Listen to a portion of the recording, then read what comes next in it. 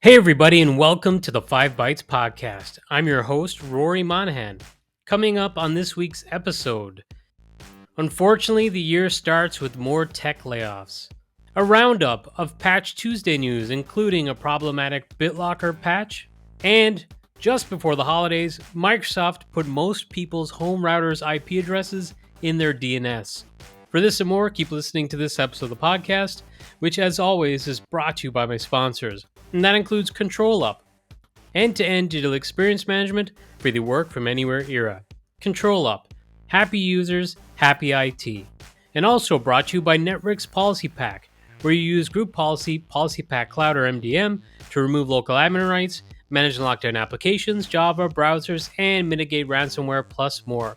And also brought to you by Numescent, the inventors of the first and only cloud-native container management platform for Windows desktops.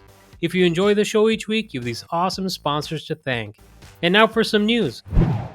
Happy first Patch Tuesday of 2024, which sees patches for 49 flaws and 12 remote code execution vulnerabilities among them.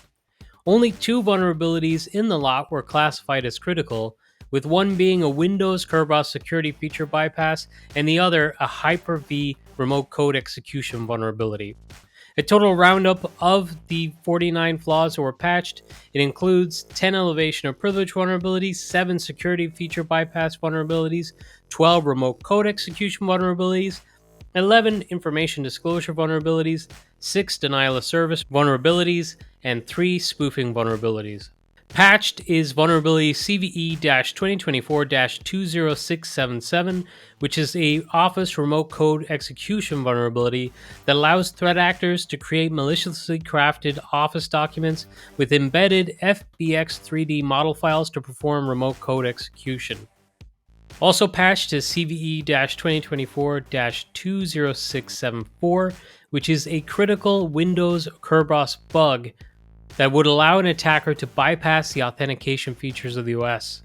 So the good news for this month is it was another month of a low number of flaws being fixed. So that's great, because for the previous 2 years, it seemed like more and more flaws were being uncovered that needed to be patched, and that just increases the risks of things going wrong during Patch Tuesdays. But as the next story will show, it's not all good news with this month's Patch Tuesday. Microsoft has had to release a PowerShell script to automate updating the Windows Recovery Environment partition in order to fix CVE-2024-20666, which is a vulnerability that allowed for Bitlocker encryption bypass. So it was one of those 7 security feature bypass vulnerabilities that was patched as part of this month's Patch Tuesday. Unfortunately, as I saw earlier in the week in the patch mail group, when trying to deploy the update, some were reporting seeing a 0x800-70643 error.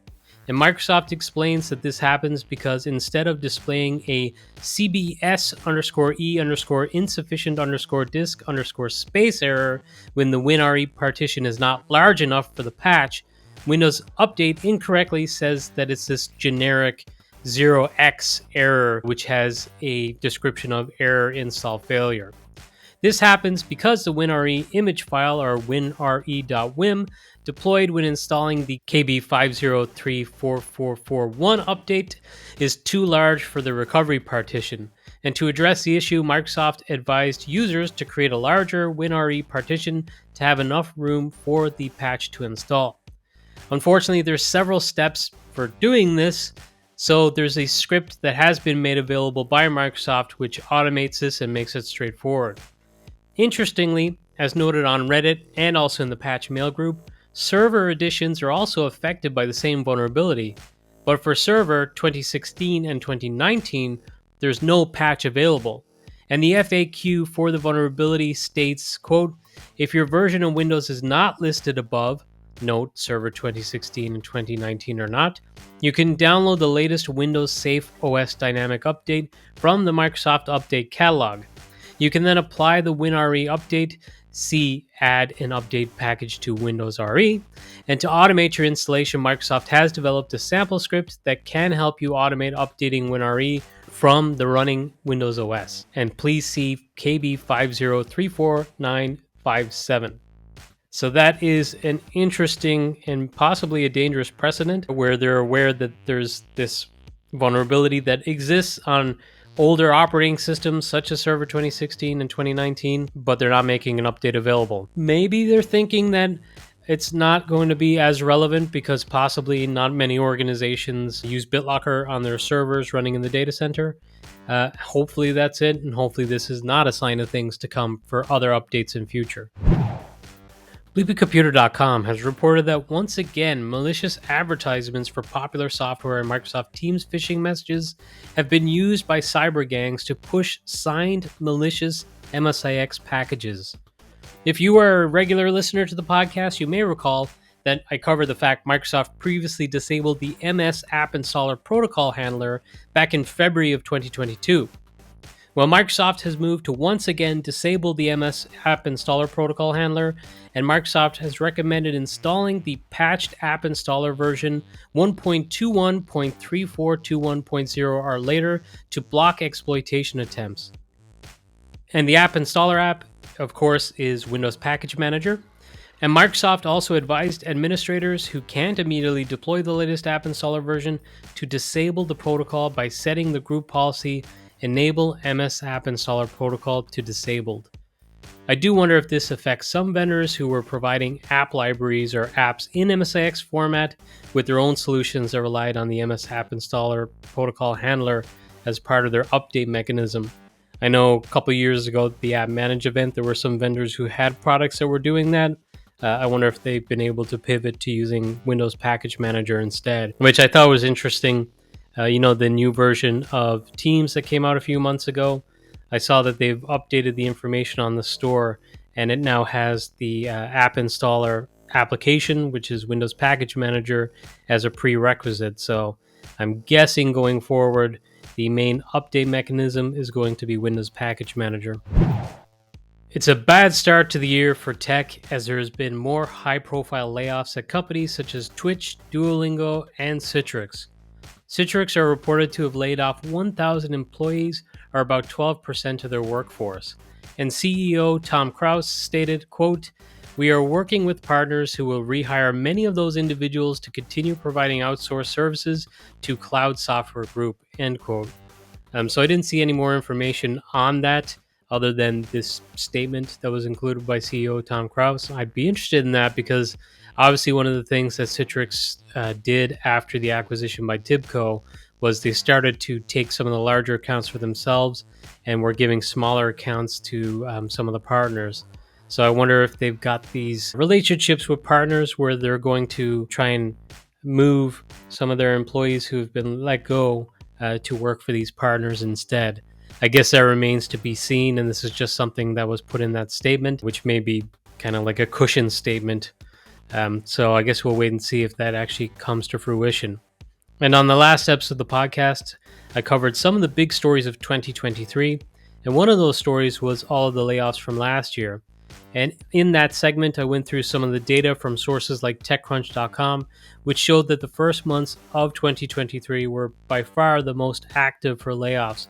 So I did speculate that if 2024 carries on from last year, that layoffs may occur in January. And unfortunately, this seems to be the case, and only a few have been announced so far. So I think, unfortunately, we can anticipate more layoffs in the coming weeks.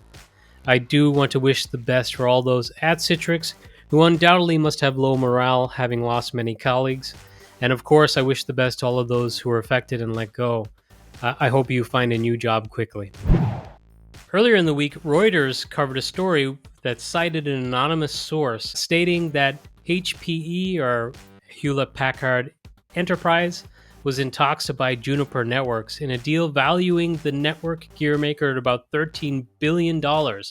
Well, this one did actually come to fruition a bit later in the week, and the number or valuation being quoted within the actual press coverage after the acquisition was formally announced was actually about $14 billion, so not too far off when it was just being rumored.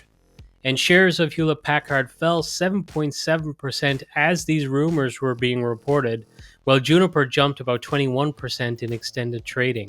Reuters stated that Juniper's high-performance network and service offerings include routing, switching, wireless fidelity, network security, and probably of the most interest to HP, AI-enabled enterprise networking operations, or AIOps, and software-defined networking technologies.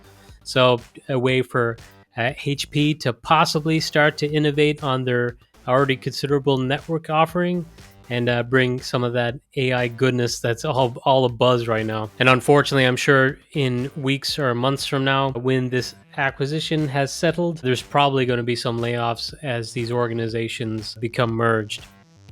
So that's going to be the downside of this.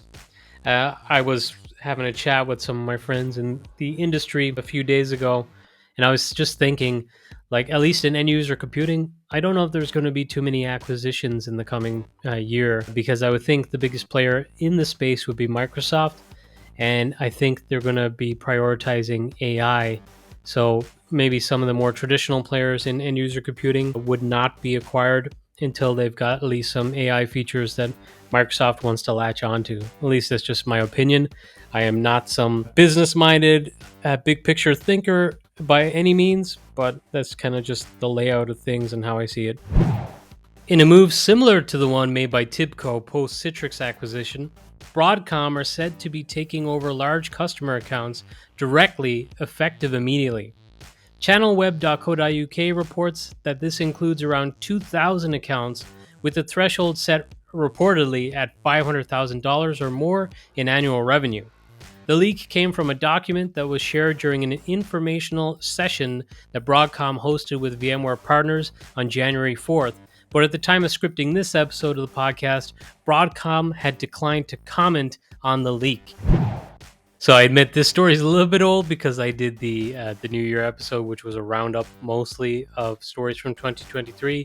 So, and this one was announced just before the holidays, I believe, actually on the 20th of December. So it's a little dated, but if you'll forgive me. Citrix announced Citrix Virtual Apps and Desktops version 7.23.11. And in this release, administrators can now manage PVS provisioning from Studio with a unified UI and workflow that greatly improves PVS's supportability by employing the same API as MCS. And the VDA upgrade service for DAS customers also gets some enhancements. Proxy support enables customers to use the service when the VDAs are behind internet proxies for doing the automated updates. Local file share support enables customers that have air-gapped environments to direct their VDAs to a local file share and pull the latest VDA installer locally, so no need for internet access. And lastly, new upgrade fail-safe capabilities allow administrators to configure an exit strategy during upgrade issues by setting concurrency levels and failure thresholds. Citrix Monitor also got some love, as it's got a new logon breakdown UI, session performance metrics, and more. And session recording will also include in-session audio from this release forward. There's also loss-tolerant mode for graphics and HDX to improve performance, even more when network performance has been degraded. And Carl Stallhood pointed out that this version of PVS removes support for BIOS, forcing a move to UEFI. And my buddy Trenton Tai pointed out that this means Server 2008 R2 should not be bootable on the newest PVS as a result. For more of the different features announced for this release, I'll share a link with the episode, which is episode 316, and you can find that at 5bytespodcast.com. And I'm heartened by the number of features and improvements being rolled out by Citrix in this release, as it gives me faith in their commitment to the core product offering. And I hope this keeps up in 2024. The Copilot app is now available on iOS and iPadOS. The iPad version of the app will also run on Macs that are powered by Apple Silicon, so you can find it on the Mac App Store too. And WCCFtech.com stated, quote, Copilot is much better and much more comprehensive generative AI experience on any device. Not only that, but it is a much better app than ChatGPT. So if you're looking for an AI experience, you know where to go, with a smiley face. I didn't think that ChatGPT actually had an app, so I think that one's a little bit misleading. I know there's a bunch of kind of imposter apps or just apps that inject in submissions or queries to ChatGPT and returns, but I don't believe there is an OpenAI official app. So that one's a bit of an odd statement. There was a great thread by Cecilia Zanetti about a week ago or so, maybe even 2 weeks at this point. And she's an IP and AI lawyer. And the thread was about the recently filed copyright suit by the New York Times against OpenAI. It's a great read, and I won't give it all away on this podcast. I'd encourage you to go read it for yourself. But a few points of note that I took from it is that the New York Times can show results from the ChatGPT that shows it is heavily scraping the data from their articles, and in some cases with very little additional text added by the AI service. So essentially, almost verbatim, it just puts in its own little context here and there. New York Times reached out earlier in the year to OpenAI about getting an agreement in place, such as the agreement that OpenAI currently has with Politico, but these discussions or attempted discussions went nowhere. Her professional opinion is that OpenAI should settle the case. The New York Times is said to have solid evidence and a great legal team. OpenAI will likely regret not paying New York Times to partner when they were reaching out, as they're going to get sued, and I guess we're going to see how this goes. So this could set a precedence as well for whose data they're scraping and also just how they present that data as well. I mean, they could ingest it and maybe change up the text so it's not like deliberate plagiarism, which, if you look at the article or the thread, you'll see just how much of the text is straight out of a New York Times article. And I'll share a link to the thread with this episode too, which again is episode 316.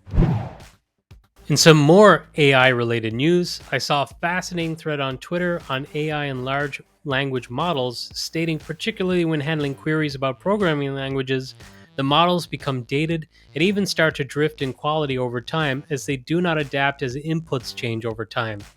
The thread suggests they need to constantly retrain these models, which is a very expensive endeavor. So you may think AI gets better over time as it sees people asking more and more questions on different topics and just more specific questions on newer technologies, but they are essentially in a frozen state until the models are retrained rather than continuously learning all the time, which that's not all that surprising. And we've seen the allegations about OpenAI and the fact that they've outsourced much of this data gathering work. According to the Financial Times, Deloitte are rolling out a generative AI chatbot to 75,000 of their employees across Europe and the Middle East to create PowerPoint presentations and write emails and code in an attempt to boost productivity. As is usually the case when I use Financial Times as a source, I'm not going to go much further into the article because they seem to be very strict when it comes to sharing their articles, which I find odd because sampling is permitted. But anyway, to me, it kind of sounds like they've possibly just skinned Microsoft's Copilot because they mentioned specifically writing emails and PowerPoint presentations. So it would be interesting to see if there's more details. I'm sure they're not going to share the UI and screenshots of what they've got, but that would be kind of cool to see. CES was held this week, and as is usually the case due to the nature of the event, the announcements were mostly consumer focused. I find it interesting that I feel like consumer announcements at CES or by the likes of NVIDIA and Apple and so forth and are actually becoming more relevant to end user computing, since the employees we have to support are becoming more and more often, which tend to be obviously consumer grade devices. But anyway, at CES, Intel announced their 14th generation CPU family. And as you may expect, throughout the tier of levels, there are performance improvements compared to the previous generation, which may not be all that exciting. So let me just focus on the highest end, most powerful chip rather than go through all of them. And this chip for laptops is the Core i9-14900HX, and it features 8 P cores and 16 E cores and a 5.8 GHz turbo frequency.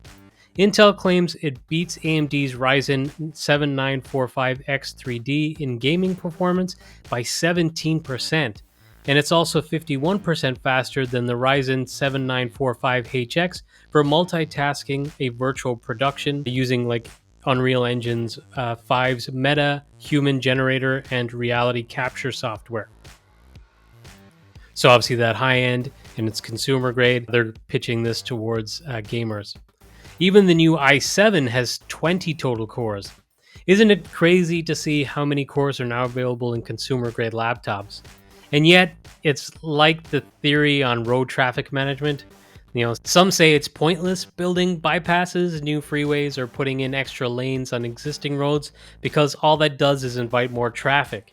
It doesn't fix the underlying problem with traffic, it just makes the problem larger.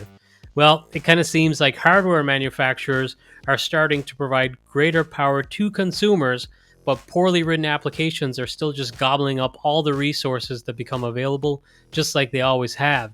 So the performance gains are not as great as they likely should be in my experience. I know I went on a tangent when I was writing this down and making this weird analogy, but I think it fits. Also, interestingly, it seems like hardware makers, based on some of the announcements at CES, are already moving on from Wi-Fi 6, which I don't think really got mainstream adoption, at least widespread, and they're moving towards Wi-Fi 7 for their newer devices. Over the last few years, I covered the story about Merck's Insurers refusing payment off the back of their claim following their very high-profile breach in 2017.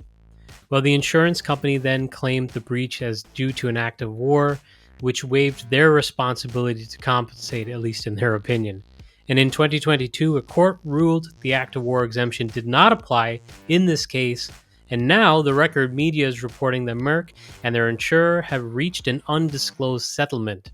The Record media also shared another instance of an insurance company who also reached a settlement for a similar claim and pointed out in the story that Lloyd's of London, who are a major insurer, announced back in 2022 that underwriters would be required to exclude coverage for state-backed cyber attacks linked to war and incidents that, quote, significantly impair the ability of a state to function.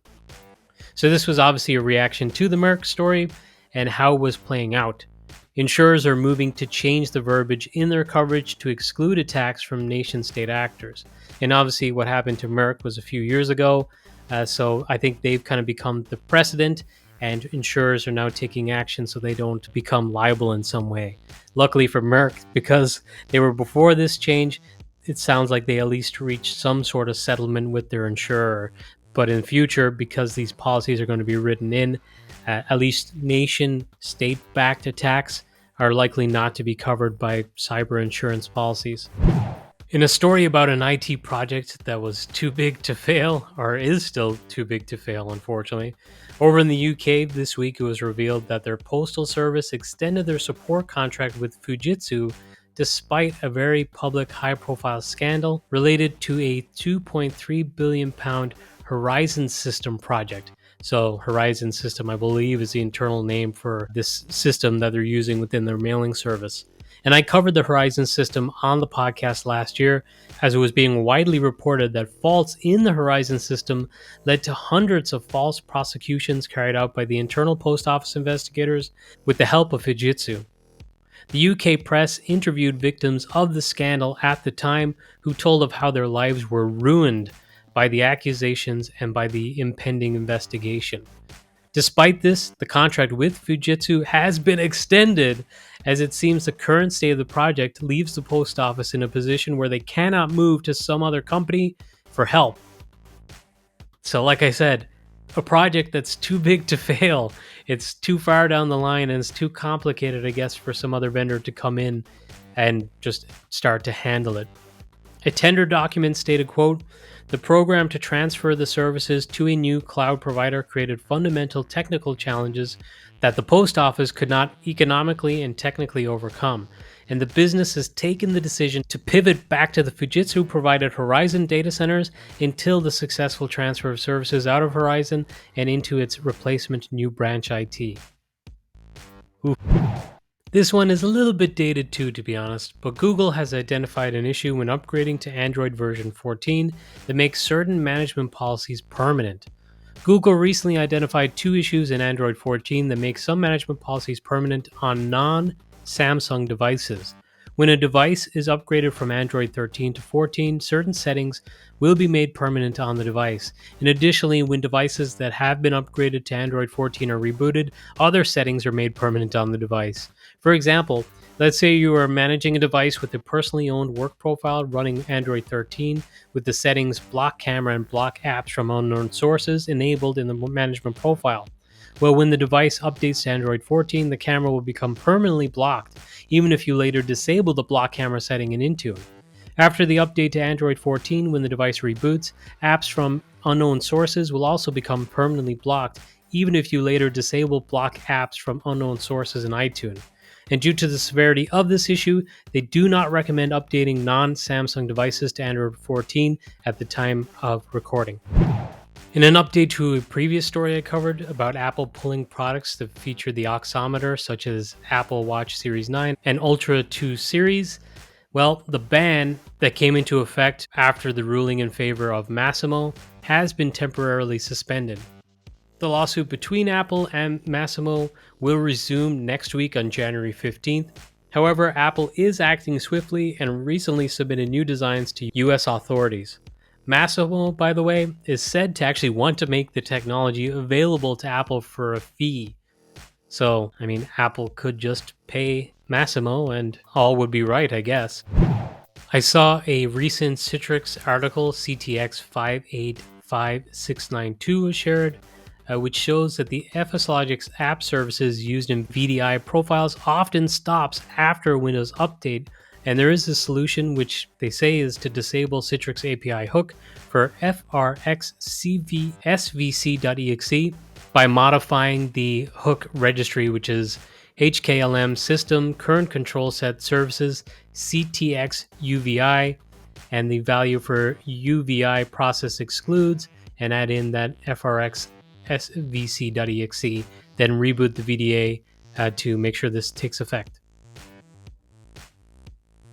And if you're a Citrix admin, you'll probably already be familiar with Citrix API hooks because this is something that you run into quite often as a Citrix admin.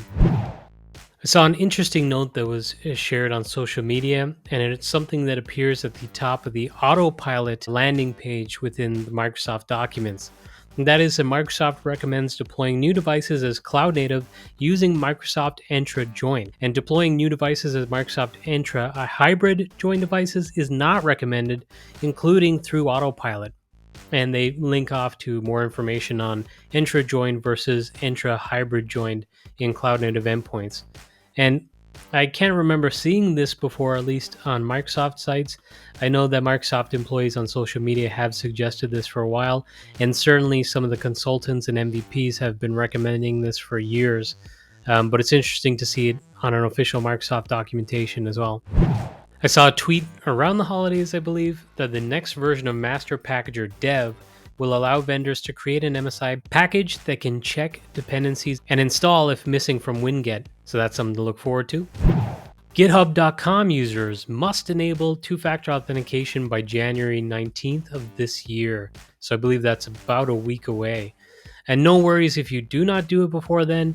But if you would like to access your account after the deadline, you will be forced to first set up two-factor authentication.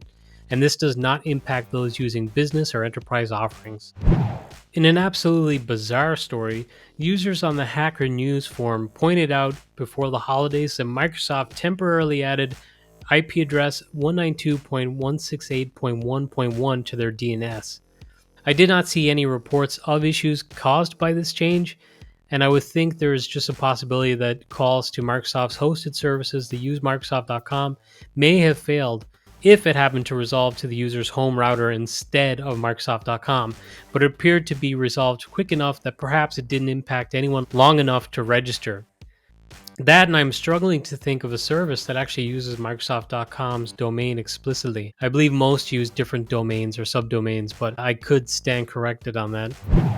In a fun, somewhat IT-related story, some Alamo Drafthouse movie theaters in the US were unable to show films due to what was speculated as a Cert expiration issue, though some theaters blamed a technical issue with their Sony projectors, but a Slashdot.org contributor explained further, saying, quote, Deluxe and the movie companies have been frantically trying to remaster and send out revised versions of current movies over the past few days.